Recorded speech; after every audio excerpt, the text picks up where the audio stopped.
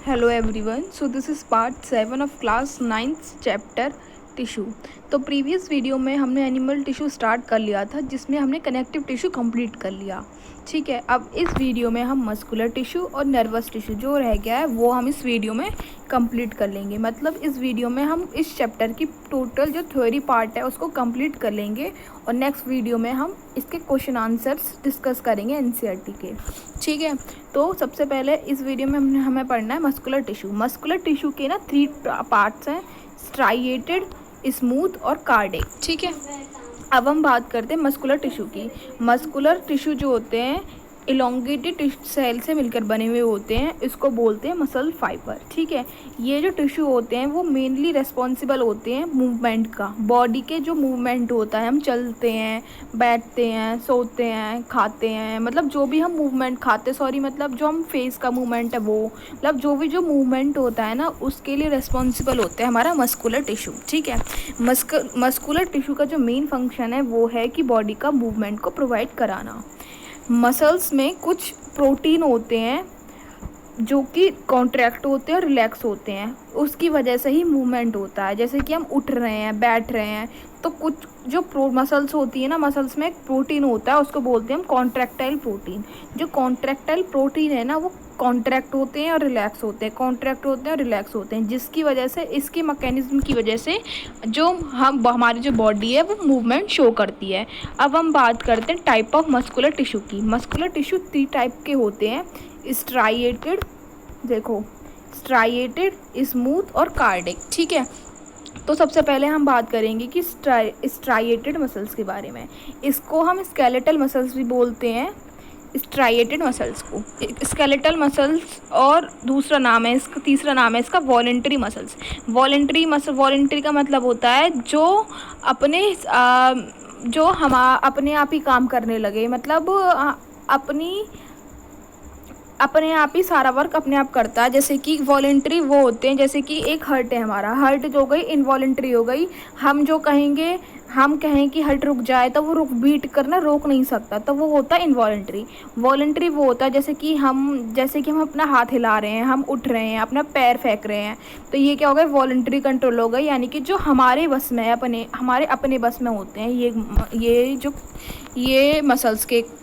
ठीक है, तो these muscles are called the skeletal muscles. तो इस मसल्स को हम स्केलेटल मसल्स इसलिए बोलते हैं क्योंकि ये बोन से अटैच्ड होते हैं, जो कि मूवमेंट में हेल्प कराते हैं।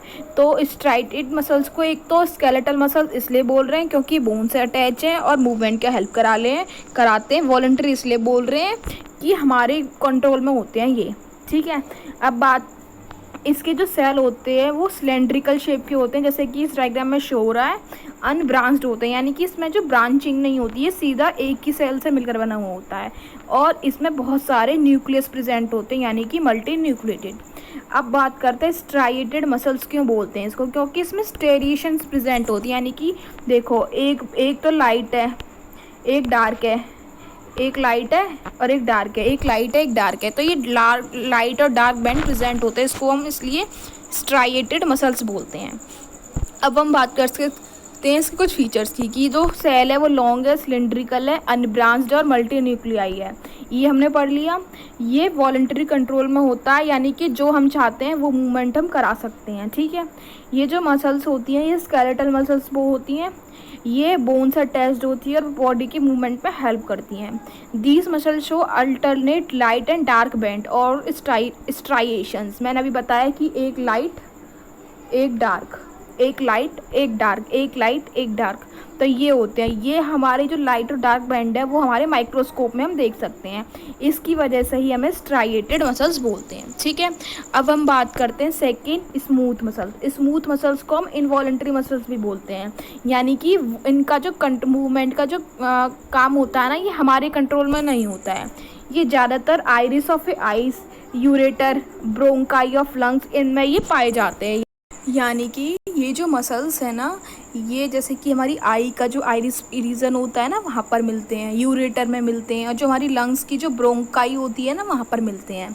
इनकी जो सेल होते हैं वो लॉन्ग होते हैं और स्पाइंडल शेप के होते हैं, और इसमें एक ही न्यूक्लियस प्रेजेंट होता है। जैसे कि पिछले वाले में बहुत सारे न्यूक्लियस प्रेजेंट है स्ट्राइएटेड वाली मसल्स में, लेकिन इसमें क्या होता है, एक ही न्यूक्लियस प्रेजेंट होता है। अब इसके कुछ करेक्टरिस्टिक्स की बात कर लेते हैं कि ये जो सेल होते हैं इनके लॉन्ग होते हैं और पॉइंटेड एंड होते हैं, यानी कि इस टाइप की, जैसे ये वाला दे रखा है ना, इनके जो एंड है ये पॉइंटेड एंड है ये वाला, ठीक है।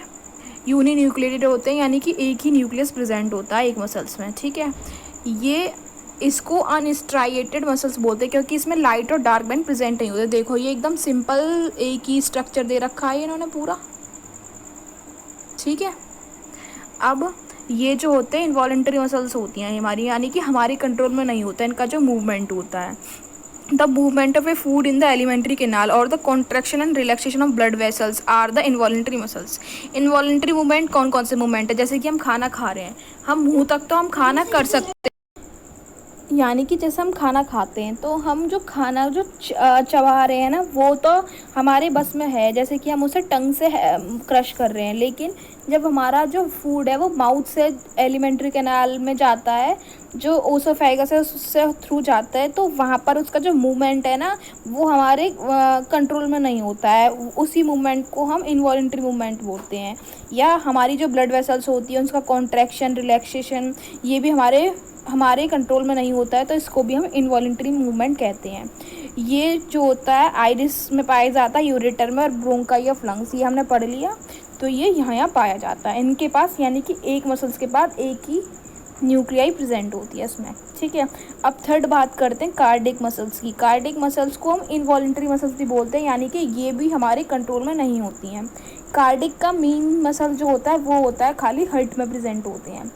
हार्ट जैसे कि हमारा कॉन्ट्रैक्ट होता है, रिलैक्स होता है, जो लब डब जो होता है हमारा हार्ट, इसका जो मूवमेंट है, यानी कि ये एक हार्ट का मूवमेंट है, ठीक है। कॉन्ट्रैक्शन रिलैक्सेशन, कॉन्ट्रैक्शन और रिलैक्सेशन, ठीक है। तो वो हमारे कंट्रोल में नहीं है इसका मूवमेंट, तो इसलिए इसको इनवॉलेंट्री मसल्स भी बोला जाता है, ठीक है। इसकी जो सेल होती है वो सिलेंड्रिकल होती है और ब्रांच्ड होते हैं और यूनी न्यूक्लिएटेड होते हैं। वो दोनों ब्रांच्ड, वो पहला वाला ब्रांच नहीं था, वो भी दूसरा वाला ब्रांच था, लेकिन ये भी ब्रांच्ड होते हैं और एक ही न्यूक्लियस प्रेजेंट होता है इनमें भी।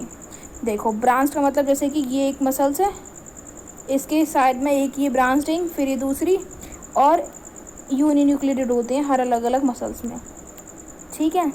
और इसमें स्ट्राइएशंस प्रेजेंट होते हैं, यानी कि लाइट बैंड और डार्क बैंड इसमें प्रेजेंट होते हैं इस मसल्स में। तो the muscles of a heart are called involuntary in nature, is called cardiac muscles, ठीक है। इसको कार्डिक मसल्स बोल रहे हैं। जो सेल है वो सिलेंड्रिकल शेप की होती है, ब्रांच्ड होती है और यूनी न्यूक्लिएटेड होती है, ठीक है। हार्ट का जो शो करता है रिदमिक कॉन्ट्रैक्शन शो करता है, कॉन्ट्रैक्शन रिलैक्सेशन अपनी पूरी लाइफ में, ठीक है। अब हम बात करते हैं कि मस्कुलर टिश्यू की कुछ प्रॉपर्टी के बारे में जान लेते हैं। पहली प्रॉपर्टी है contractibility. It is the ability of a muscle to shorten forcefully, जैसे कि हार्ट कॉन्ट्रैक्ट हो रहा है। कॉन्ट्रैक्ट का मतलब है हमारी जो पोजीशन है उससे बिल्कुल सुकड़ जाना, उससे छोटा हो जाना, उसको बोलते हैं कॉन्ट्रैक्टिबिलिटी। एक्सटेंसिबिलिटी का मतलब होता है कि बॉडी को स्ट्रेच करना, कोई मसल्स है उसको स्ट्रेच करना, उसको बोलते हैं एक्सटेंसिबिलिटी। एक होती है इलास्टिसिटी।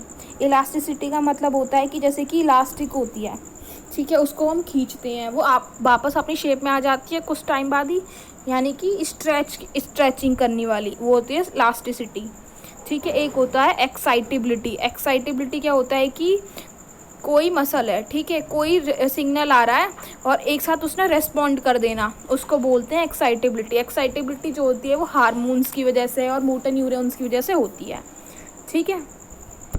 अब हम बात करते हैं इनके डायग्राम्स की। वैसे तो हमने देख लिया है, लेकिन हम एक बार फिर से देख लेते हैं। फर्स्ट है स्ट्राइएटेड मसल्स का। इसमें बहुत सारे मल्टी न्यूक्लिएटेड था और क्या कहते हैं लाइट और डार्क बैंड थे, यानी कि स्ट्राइएशन प्रेजेंट था, ब्रांच नहीं था ये, और क्या कहते हैं सिलेंड्रिकल शेप का था। जो ये वाला है क्या कहते हैं इसको, स्मूथ मसल। स्मूथ मसल्स में बहुत सारे, मतलब एक ही न्यूक्लाई था एक ही मसल में, ये इसमें लाइट और डार्क बैंड नहीं था, और ये हमारा इनवॉलेंट्री कंट्रोल में आता था, ठीक है। अब ये था कार्डिक वाला, इसमें स्ट्राइएशन प्रेजेंट होते हैं, एक मसल्स में एक ही होती है और ये अनब्रांच्ड होते हैं, यानी कि न्यूक्लियाई एक ही होती है और अनब्रांच्ड होते हैं ये, और ये भी हमारे इनवॉलेंट्री कंट्रोल में आते हैं। अब हम बात करते हैं फोर्थ एनिमल टिश्यू की उसको बोलते हैं नर्वस टिश्यू। ठीक है, तो ये लास्ट टिश्यू हम इसमें डिस्कस कर रहे हैं, nervous tissue. The cell of a nervous tissue are highly specialise for being stimulated and then transmitted the stimulus very rapidly from one place to another within the body. यानी कि nervous tissue का क्या काम होता है, इसकी जो sales होती है ना बहुत ज़्यादा स्टिमुलेटेड होती हैं, और वो जैसे कि स्टिमुलस पहुंच रहा है तो उसको एक सेल से दूसरी सेल में बहुत जल्दी जल्दी पहुंचाने का काम करती हैं। जैसे कि मानो कोई एक सिग्नल है, माना कि हमारा हाथ जल रहा है, ठीक है, हमारा हाथ जल रहा है, हमने हाथ किसी गर्म चीज़ पर रख दिया तो एक साथ हमारा हाथ पीछे हो जाता है अपने आप ही। तो क्या होता है कि एक साथ जो सिग्नल है वो ब्रेन तक पहुंचता है, ब्रेन जो उस मसल्स तक पहुंचाती है, मसल से क्या होता है एक से मतलब ब्रेन से मसल्स तक पहुंचाने में बहुत जल्दी एक सेकंड के अंदर ही हमारा हाथ पीछे हो जाता है। तो यही जो स्टिमुलस का जो काम है वो ये नर्वस टिश्यू का काम। ठीक है, the brain, spinal cord and the nerves are composed of nervous tissue. Nervous tissue किस किस चीज़ों से मिलकर, मतलब क्या नर्वस टिश्यू कहाँ कहाँ प्रेजेंट होता है, ब्रेन में, स्पाइनल कोड यानी कि जो हमारी बैकबोन है उसमें, और जो नर्व्स है हमारी उसमें। ठीक है, न्यूरॉन्स की बात करते हैं। The cell of nervous tissue are called neurons. जो नर्वस टिश्यू की जो सेल होती है ना उसको हम न्यूरॉन्स बोलते हैं। जो न्यूरॉन्स है उसमें एक सेल बॉडी होती है, एक एक्सॉन होता है और डेंड्राइट होती है। ठीक है, अब इसका हम डायग्राम देख लेते हैं। ये हमारी नर्व सेल यानी कि जो नर्वस टिश्यू की जो सेल है उसको बोलते हैं नर्व सेल या न्यूरॉन। तो उसका ही डायग्राम है एक। ठीक है, ये जो हमारी ब्रांचेस जो निकल रही हैं ये सारी, ये होती है डेंड्राइट्स, जो कि कोई भी चीज़ इंफॉर्मेशन आ रही है उसको रिसीव करने का काम होता है। बीच में न्यूक्लियस होता है और चारों तरफ ये साइटोप्लाज्म प्रेजेंट होता है। ठीक है, इसको हम बोलते हैं सेल बॉडी। अब ये पूरा एक्सॉन होता है ये, जो कि ये डेंड्राइट से ही पूरी इंफॉर्मेशन लेके जा रहा है। ठीक है, और लास्ट में होती है नर्व एंडिंग। इसमें क्या होता है, जो इन्फॉर्मेशन है वो दूसरी सेल तक पहुंचाने का काम करता है। इनके बीच में जो कुछ कुछ स्पेस होता है उसको बोलते हैं नोड्स। इसमें ये जो छोटी छोटी नोब्स है ना इसको बोलते हैं साइनेप्टिक नोब्स। इसी की वजह से, इसी से ना हमारा जो सिग्नल है ना वो ट्रांसफ़र होता है। ठीक है, और ये वाली जो कुछ शीटें हैं उसको बोलते हैं माइलिन शीट। माइलिन शीट का काम जो होता है वो एक्सॉन को प्रोटेक्ट करने का काम होता है। ठीक है, अब बात करते हैं हमारी एक्सॉन। एक्सॉन का काम क्या था, इन्फॉर्मेशन कैरी कराना, और माइलिन शीट का काम है कि एक्सॉन को प्रोटेक्ट करना। कुछ कुछ जगह है उसको बोल रहे हैं नोड्स। जो निजल ग्रैन्यूल होते हैं वो यहाँ पर जो इन्फॉर्मेशन है ना उसको स्टोर करने का काम करता है, वो यहाँ पर प्रेजेंट होता है। एक फिर से देख लेते हैं एक डायग्राम। ये रफ डायग्राम था जो मैंने बनाया था। अब एक और डायग्राम देख लेते हैं। जैसा कि न्यूक्लियस, ये डेंड्राइट, यहाँ से इन्फॉर्मेशन आ रही है, ये पूरी एक्सॉन है, ये नर्व एंडिंग, इसको हम सेल बॉडी बोल रहे थे। ठीक है, ये हो गई माइलिन शीट जो इसको एक्सॉन को कवर कर रही है, मतलब प्रोटेक्ट करने का काम कर रही है।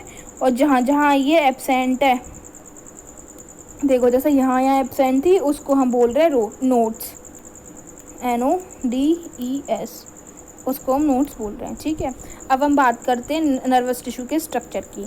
ये जो नर्वस सेल है या न्यूरॉन्स हैं, इसमें एक एक्सॉन होता है जो कि एक लॉन्ग स्टेम है। Like projection emerge from the cell responsible for the communicating with other cell is called target cell और nearby passing impulse। जो एक्सॉन एक लॉन्ग स्टेम है जिसका जो काम है कि जो इन्फॉर्मेशन है उसको कम्युनिकेट कराना। मान लो कोई सिग्नल आ रहा है या कोई इन्फॉर्मेशन है तो उसको हमें दूसरे सेल तक पहुंचाने का काम जो होता है एक्सॉन का होता है। जो मेन पार्ट होता है उसको बोलते हैं सेल बॉडी, जिसमें न्यूक्लियस प्रेजेंट होता है। देखो ये तो पूरा एक्सॉन हो गया, ये सेल बॉडी पूरा। ठीक है, तो इसमें साइटोप्लाज्म, सेल ऑर्गेनल्स, ये सब इसमें प्रेजेंट होते हैं। अब बात करते हैं डेंड्राइट्स की। डेंड्राइट जो होती है वो इन्फॉर्मेशन को रिसीव करती है, यानी कि देखो ये वाले हो गए डेंड्राइट्स। ठीक है, एक होती है एक्सॉन। एक्सॉन का काम जो होता है वो जो इन्फॉर्मेशन है वो दूसरी तक पहुंचाने का काम होता है, यानी कि देखो ये वाले हो गए एक्सॉन, ये डेंड्राइट्स, सॉरी ये हो गई नर्व एंडिंग। इसी का काम होता है कि पहुंचाना दूसरे तक इन्फॉर्मेशन। ठीक है, अब हम बात करते हैं कि इसके करैक्टरिस्टिक्स क्या होते हैं नर्वस टिश्यू के। Nervous tissue makeup CNS and PNS of the nervous system. हमारे CNS का यानी कि सेंट्रल नर्वस सिस्टम का यानी कि ब्रेन का, और पेरिफेरल नर्वस सिस्टम का जो स्पाइनल कॉर्ड वगैरह है इन सब का नर्वस टिश्यू का काम करता है, इनको बनाता है। इसमें 2 सेल प्रेजेंट होती हैं, एक तो न्यूरॉन और एक ग्लियल सेल। इसमें dendrite, cell body, axon, nerve ending, ये सब इसमें प्रेजेंट होता है। न्यूरॉन्स का जो काम होता है वो केमिकल्स सीक्रेट करते हैं, न्यूरोट्रांसमीटर, जो कि स्टिमुलस को रेस्पॉन्सिबल होते हैं स्टिमुलेटिंग के लिए। यानी कि जो न्यूरॉन्स हैं उसमें ये केमिकल प्रेजेंट होता है, न्यूरोट्रांसमीटर। न्यूरोट्रांसमीटर का जो काम है वो है कि सिग्नल को भेजना, मतलब सिग्नल सेल तक न्यूरॉन्स तक पहुंचाना, न्यूरॉन से एक दूसरे न्यूरॉन तक पहुंचाने का काम ये होता है न्यूरोट्रांसमीटर का। ठीक है। The presence of specialisation at axon terminal is called synapsis. Synapsis यानी कि कुछ जगह पर जो मतलब जो ये जो नर्व एंडिंग है ना, उसकी जो कुछ इस टाइप की जो मैंने दिखाई थी उसको बोलते हैं, इसको साइनोप्स बोलते थे। और स्नैप्सिस में एक बार दिखा देती हूँ आपको फिर से। यानी कि जो साइनेप्टिक नर्व है ना, यहाँ पर कुछ स्पेस प्रेजेंट होगा दूसरी उस नर्व से जुड़ने का, तो उसको हम बोल रहे थे साइनोप्सिस। ठीक है।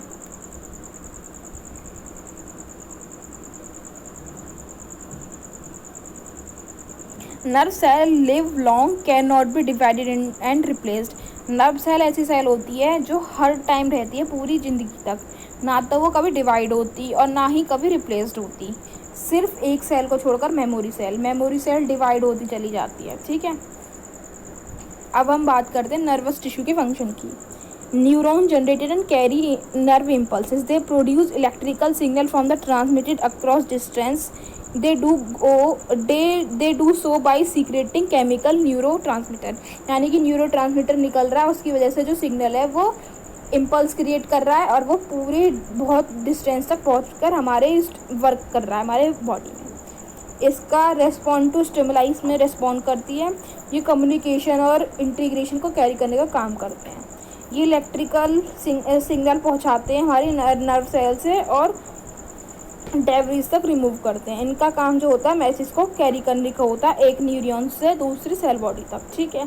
अब इस वीडियो में हमने पूरा प्लांट टिश्यू कंप्लीट कर लिया। अब नेक्स्ट वीडियो में हम इसके क्वेश्चन आंसर्स को डिस्कस करेंगे इस चैप्टर के।